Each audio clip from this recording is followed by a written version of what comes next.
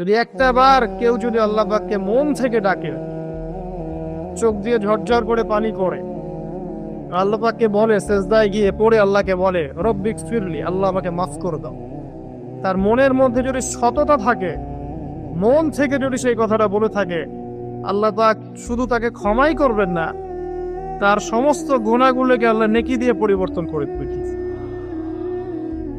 একটা হাদিস পড়ছিলাম, নবী করিম সাল্লাল্লাহু আলাইহি ওয়াসাল্লাম তিনি বলছেন যে লাম্মা ক্বারা আল্লাহুল খালক, যখন আল্লাহ রাব্বুল আলামিন এই মহাবিশ্ব সৃষ্টি করেন, তখন আল্লাহ রাব্বুল আলামিন কাতাবা কিতাবান, একটা কিতাব লিখেছেন, একটা কিতাব আছে আল্লাহর কাছে।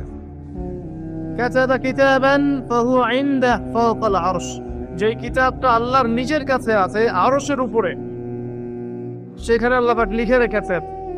কি লিখেছেন? ইন্না রাহমাতি সাবাকাত গাদাবি, প্রতিটা ক্ষেত্রেই আমার রহমত, আমার দয়া, আমার করুণা আমার গজবকে পরাজিত করেছে।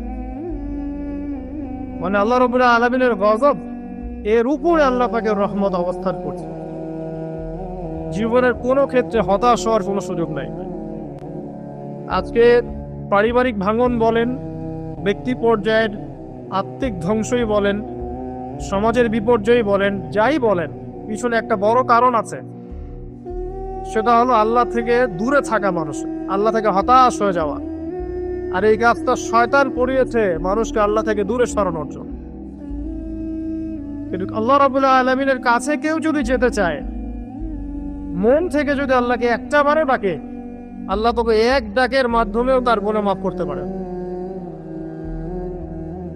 দুজন ব্যক্তির ঘটনা পড়লাম। একজন ব্যক্তি প্রচন্ড রকম আবেদ, প্রচুর ইবাদত করে।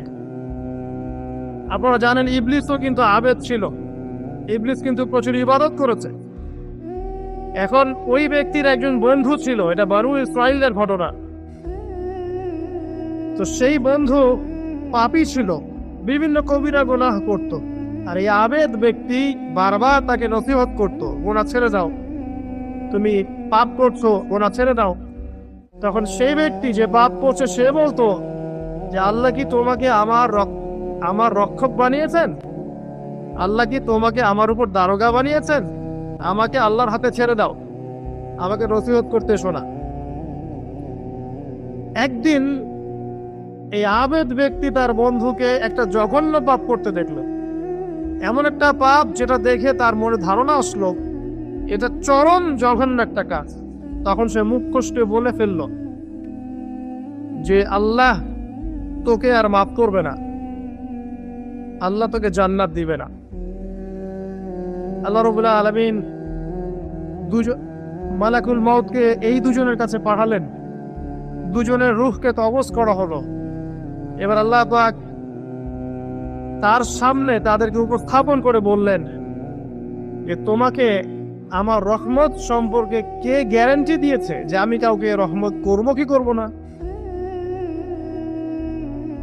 যাও, আমি তোমাকে জাহান্নাম